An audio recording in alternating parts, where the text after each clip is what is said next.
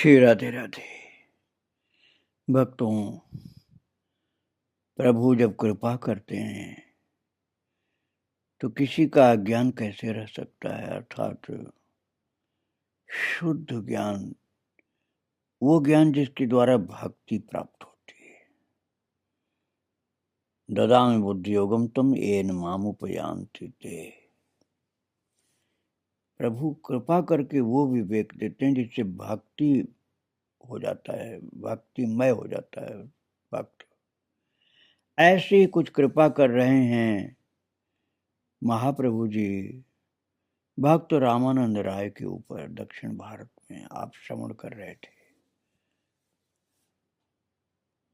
तो महाप्रभु जी पूछ रहे थे रामानंद राय से, इस प्रकार से कृपा कर रहे हैं कि उन्हीं से पूछकर उन्हीं को उत्तर देते हुए उन्हीं को भरपूर भक्त बना रहे हैं।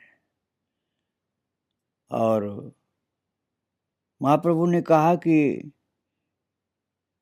जो हिसाब कर करके भगवान की भक्ति करते हैं वो भगवान की भक्ति नहीं करते, वो अपने स्वार्थ का पोषण करते हैं। तब रामानंद राय कुछ सोच कर बोले, श्रीमद् भागवत में पाता हूं कि ज्ञान शून्य भक्ति द्वारा ही भगवान को पाया जाता है, जहां ज्ञान की कोई बात नहीं होती, केवल प्रेम ही प्रेम होता है। ऐसा कहकर उन्होंने कोई श्लोक भी पढ़े। जब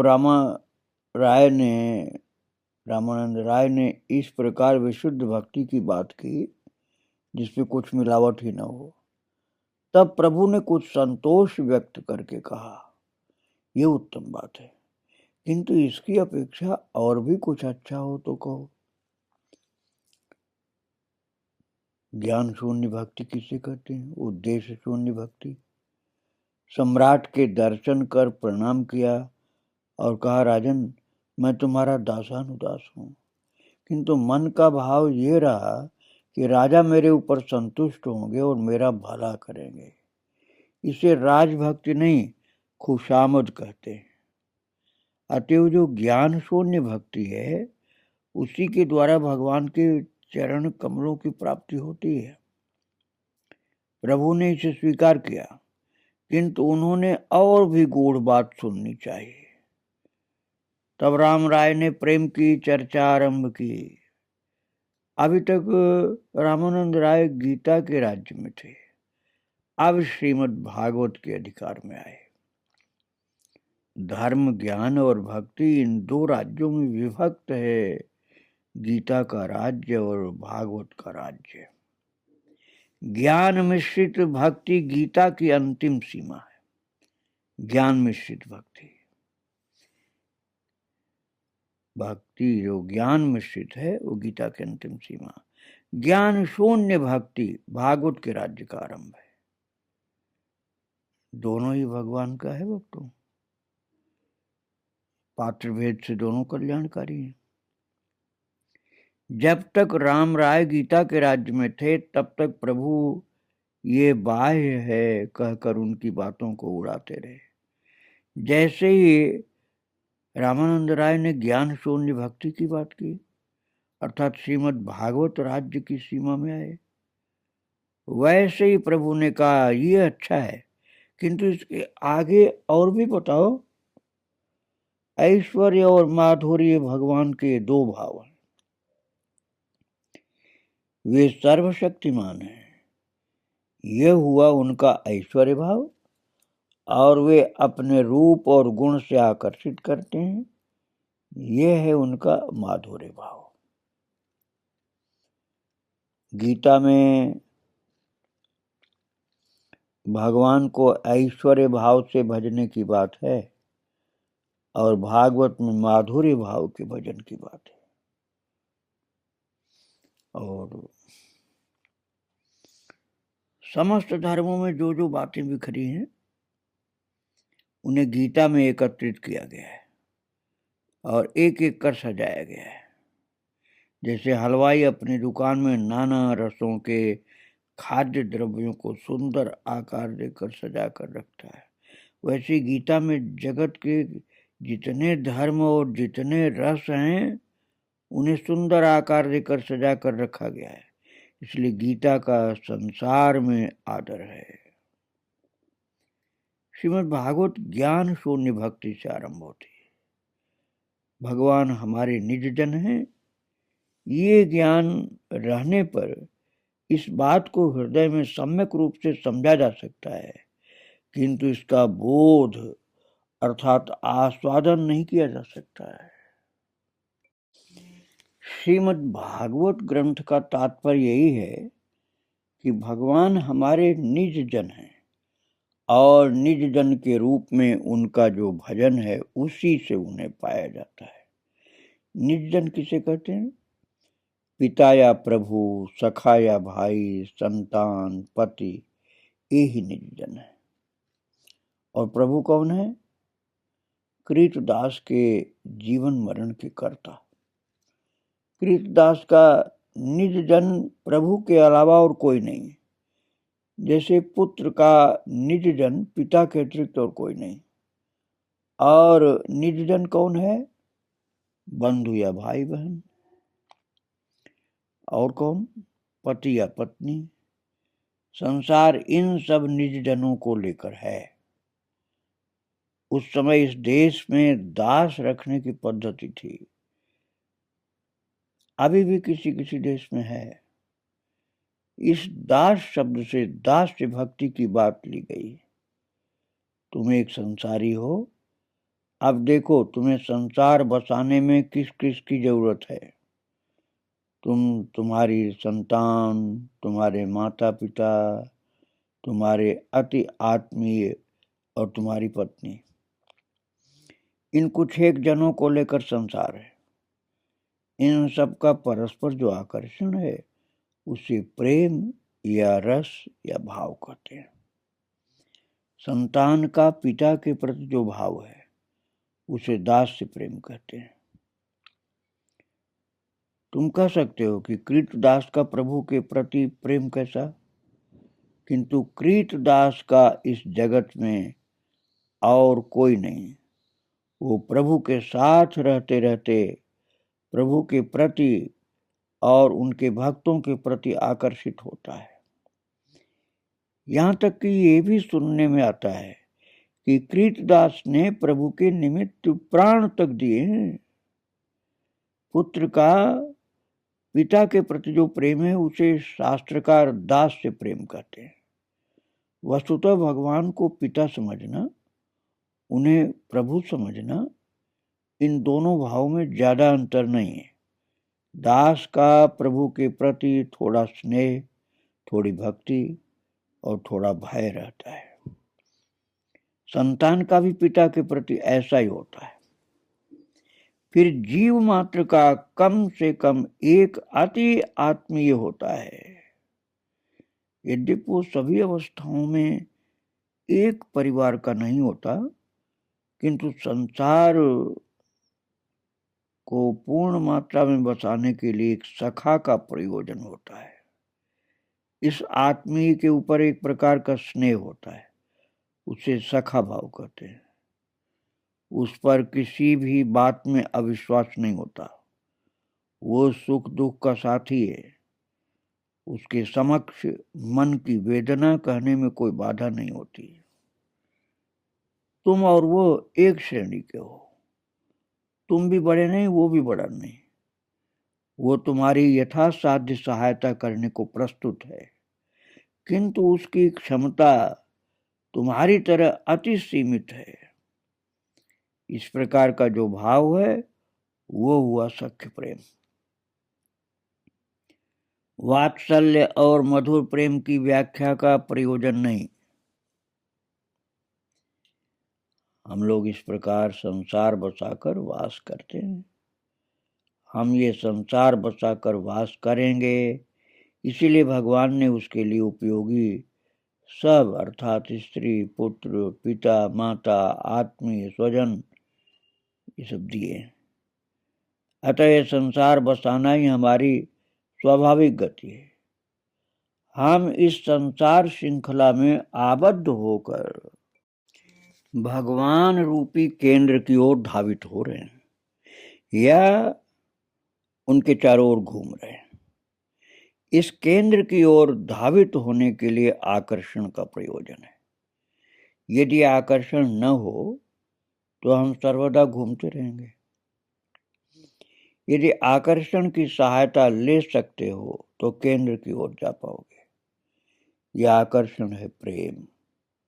परिवार इसी प्रेम में एक श्रृंखला में आबद्ध है और इसी प्रेम में सर्व परिवार भगवान आबद्ध है। भक्तों, ये प्रेम 4 प्रकार का होता है: दास्य, वात्सल्य, सख्य और मधुर। और संसार बसाकर वास करना जीव का स्वभाव है। अतएव ये संसार जिस प्रणाली में आबद्ध है, भगवान को इस संसार में शामिल करने के लिए उस प्रणाली के अतिरिक्त और कोई गति नहीं। और गति नहीं है, इस बात के लिए अन्य किसी प्रमाण का प्रयोजन नहीं है। ये स्वीकार करना ही होगा कि संसार बसाकर वास करना हमारा स्वभाव है। अतः इस संसार की ये जो 4 वस्तुएं हैं, पुत्र, सखा, पति और पिता, इनमें से भगवान को कोई एक बना लो। उनका पिता के रूप में या सखा के रूप में या पुत्र के रूप में या पति रूप में भजन करो। ऐसा न करोगे तो उन्हें अपने संसार में स्थान नहीं दे सकोगे। वे बाहर के व्यक्ति बने रहेंगे। ये हुआ श्रीमद् भागवत का सार संग्रह। अब कल्पना करो कि तुम भगवान को पिता मानकर भजन करोगे। इसके लिए भजन प्रणाली किस प्रकार की होगी, ये सीखने के लिए तुम्हें कहीं जाना नहीं पड़ेगा।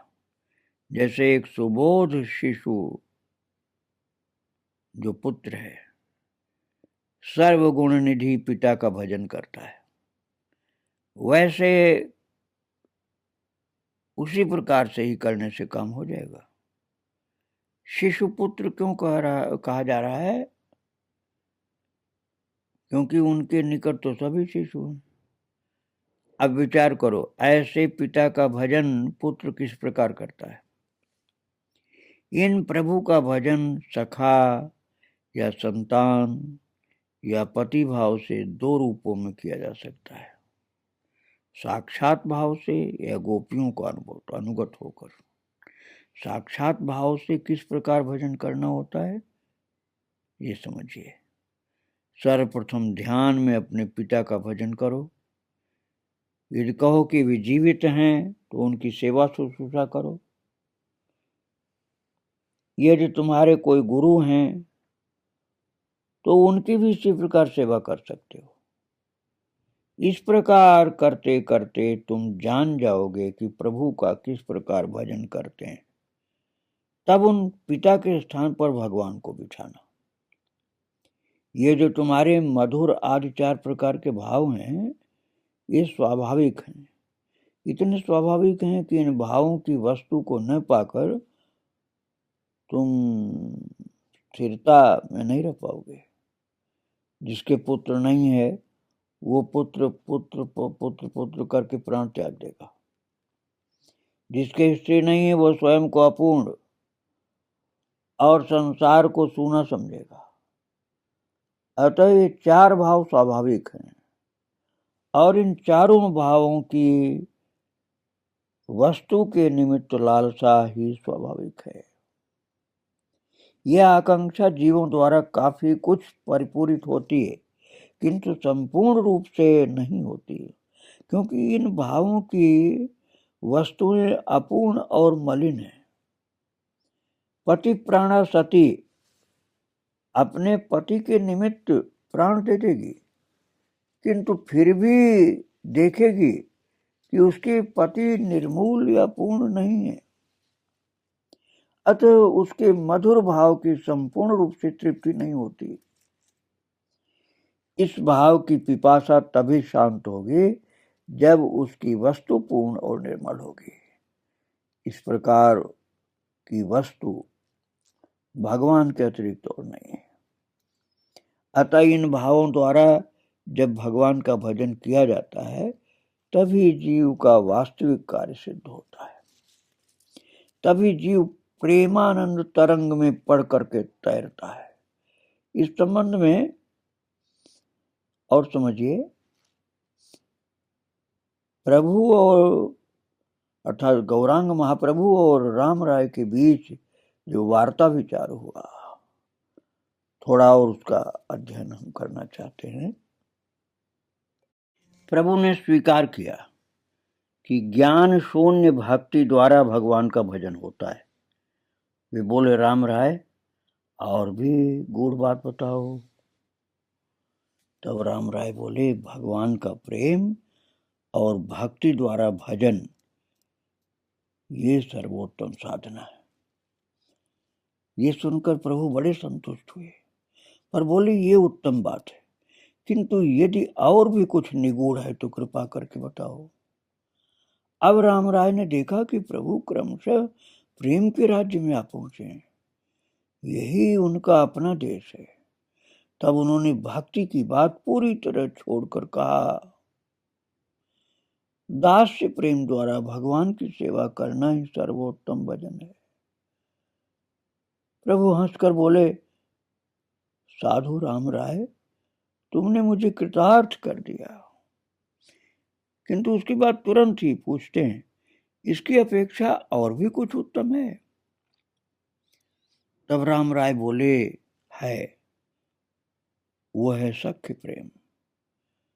भगवान को प्रभु मानकर भजन करने में जो आनंद है, उससे ज्यादा आनंद उनको सुहृद मानकर अर्थात अपना सखा मानकर भजने में।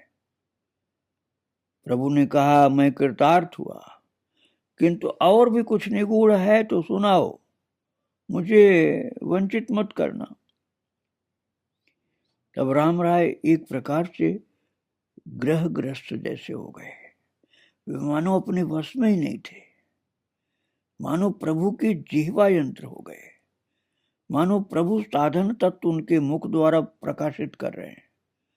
राम राय ने प्रभु की बात का उत्तर दिया, सख्य प्रेम की अपेक्षा वात्सल्य प्रेम और भी गहरा है, अतएव भगवान को अपना पुत्र मानकर भजन किया जाए, तब वो एक प्रकार से साधना की अंतिम सीमा होगी। इस पर प्रभु बोले, राम राय, तुमने मुझे एकदम बिना मूल्य के खरीद लिया, फिर भी यदि और भी कुछ गूढ़ हो तो सुनाओ। तब राम राय ने उत्तर दिया,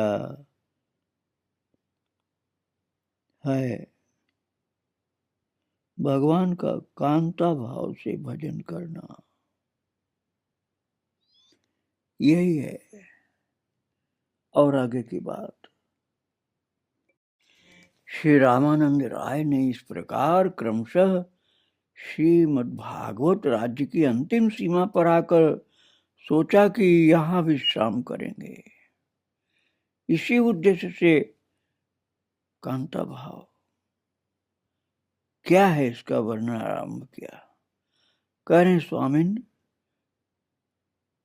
साधना का उद्देश्य भगवान की प्राप्ति, पर प्राप्ति अनेक प्रकार की है, अनेक प्रकार की प्राप्ति होती है, आंशिक और पूर्ण मात्रा में, किंतु साधक इनका अंतर खास नहीं समझ पाते। यदि समस्त व्यंजन उत्तम हो तो क्षुधार्त व्यक्ति जो वस्तु सर्वप्रथम मुख में डालता है वही उसे सबसे ज्यादा उत्तम लगती है। भगवान में इतना मधु है कि जीव जब जो अंश पाता वही उसी से मुग्ध हो जाता है। यहाँ तक कि भगवान का जो जिस भाव से भजन करता है उसे वही भाव सर्वोत्तम लगता है। महाराज, अब राम राय की बात का तात्पर्य समझिए। जो लोग दास्य भाव से भगवान का भजन करते हैं वे कहते हैं कि दास्य भाव सबसे अधिक उत्कृष्ट है। इतना ही नहीं, उनमें ऐसे भक्त भी हैं जो कहते हैं दास्य भाव ही सर्वोत्तम है, एवं कांत भाव आदि अन्य भावों से भजन करने का जीव को अधिकार नहीं है। जब श्री गौरांग प्रकाश में आए महाराज, तब पश्चिम भारत में वल्लभाचार्य भी इसी प्रकार का भाव लेकर श्रीमद् भागवत के आधार पर वैष्णव धर्म का प्रचार कर रहे थे। उनका मत था कि वात्सल्य प्रेम ही सर्वोत्तम है, वल्लभाचार्य का मत था। यह मत प्रचार करते करते वे नीलाचल प्रभु के साथ युद्ध करने के लिए आए। श्रीधर स्वामी ने जिस प्रकार व्याख्या की है उससे विदित होता है कि राम राय ने जो बताया भागवत वही कहती है, अर्थात कांत भाव ही सर्वोत्तम है। किंतु वल्लभ भट्ट ने श्रीधर स्वामी की व्याख्या को उड़ाकर स्वयं ने भागवत की टीका की एवं वात्सल्य प्रेम ही सर्वोत्तम है, इसे प्रमाणित करने के लिए उन्होंने बृहत ग्रंथ भी लिखा एवं पश्चिम दक्षिण भारत में उनके शिष्यों की संख्या भी क्रमशः बढ़ी। इनके शिष्यगण आज भी उन समस्त स्थानों पर अति प्रबल हैं और इनके आचार्यगण को गोकुल के गोसाई कहते हैं। इन लोगों के शिष्यगण प्रायः वणिक हैं, अतः बहुत से आचार्यों के ऐश्वर्य की सीमा नहीं। श्री गौरांग के भक्तगण करुआ कंठाधारी हैं, किंतु गोकुल के गोस्वामीगण में से अनेक राजराजेश्वर हैं। श्री गौरांग संप्रदाय आचार्यगण में भी ऐश्वर्य लोभ से मुक्त होकर राजराजेश्वर की भांति रहने की प्रथा क्रमशः प्रचलित हो गई। किंतु श्री गौरांग प्रभु के पार्षद महाराज बिल्कुल वैराग्य की पराकाष्ठा में, जैसे कंगाल जैसे आप कह सकते हैं, इतना विरक्त रूप में रहते हुए जीव का उद्धार करते हैं। जीवोद्धार के लिए परम वैरागी महाप्रभु की तरह से हो गए। उनका दीन वेश देखकर जीवों का हृदय द्रवित होता है। आज के आचार्य गण में से किसी का भी ऐश्वर्य देखकर जीवों का हृदय द्रव नहीं होता। उल्टे वैष्णव धर्म के प्रति कई लोग ये कहना शुरू कर देते हैं, तो बड़े ठाट बाट वाले। श्री वल्लभाचार्य श्री गौरांग के साथ युद्ध करने नीलाचल गए। अंत में स्वयं ही उनके शरणागत हो गए। वल्लभाचार्य जी युद्ध न करके भगवान जगन्नाथ के शरणागत हो गए, जबकि आए थे युद्ध करने। यहां तक कि वे श्री गदाधर गोस्वामी से युगल मंत्र लेकर कांत भाव से भगवान का भजन भी करने लगे और गए थे वो वात्सल्य भाव लेकर के। किंतु उनके शिष्यगण में से जो देश में ही रह गए वे वल्लभाचार्य के पूर्व मत का पालन करने लगे और अब भी कर रहे हैं वात्सल्य भाव के। उन लोगों को वल्लभाचार्य कहते हैं। वे लोग श्री कृष्ण की बाल गोपाल अर्थात संतान भाव से उपासना करते हैं। राम राय प्रभु से कहते हैं, जिसका जो भाव है उसके लिए वही उत्तम है, इसमें संदेह नहीं। किंतु इसीलिए सब समान हो ऐसा नहीं है, अच्छा बुरा अवश्य है। दास्य भाव अति उत्तम है, इसमें संदेह नहीं। किंतु दास्य की अपेक्षा सख्य और भी उत्तम है, क्योंकि सख्य भाव में दास्य और सख्य दोनों ही है। इसी प्रकार मधुर भाव सर्वोत्तम है, क्योंकि एक मधुर भाव में दास्य सख्य वात्सल्य और कांत ये चारों ही भाव जड़ित हैं। अतः जो मधुर भाव से भजन करते हैं वे व्यावहारिक रूप से चार भावों से भजन करते हैं, इसीलिए वे ही सर्वोत्तम अधिकारी हैं। राम राय ने कहा, मधुर भाव में दास्य सख्य वात्सल्य कांत चारों भाव हैं। ये थोड़ा समझने की बात है भक्तों। कांत का अर्थ है स्त्री का स्वामी। स्त्री कभी स्वामी की दासी होती है, कभी सखी, कभी माता और कभी वक्ष विलासिनी होती है। राम राय ने कहा, अतः श्री कृष्ण की पूर्ण मात्रा में प्राप्ति केवल इस कांत भाव से ही होती है। इस प्रकार राम राय ने सोचा कि भागवत राज्य के एक प्रांत से दूसरे प्रांत में जाकर विश्राम करेंगे। किंतु प्रभु ने कहा, राम राय, तुमने जो कहा कि साधना की यही अंतिम सीमा है, ये ठीक है। फिर भी यदि कुछ और भी बाकी हो तो बताओ। ये सुनकर राम राय अवाक हो गए और सोचने लगे, इसके बाद और भी क्या है। और ऐसा सोचने का कारण भी उनके पास है। यदि महाराज विचार किया जाए तो इसके बाद और क्या हो सकता है। सोचते सोचते हठात रामानंद राय के मन में स्फूर्ति हुई। वे बोले, इसके आगे राधा का प्रेम है। महाराज, अब हम इस पर क्या विवेचन करें, बहुत गूढ़ बात आ गई। फिर भी कुछ चर्चा करने की धृष्टता शायद कल हो जाए। इसी बहाने राधा रानी कन्हैया की कृपा प्राप्त हो, गौरांग महाप्रभु की कृपा प्राप्त हो। आज तो राधा कृष्ण भगवान, रामानंद राय जैसे महान भक्त, गौरांग महाप्रभु और उनके भक्तों को प्रणाम करके यहीं विराम दे रहा हूं। जय जय श्री राधे श्याम, जय जय श्री सीताराम।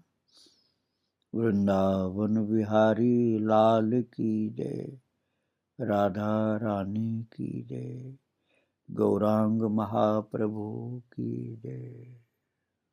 श्री राधे।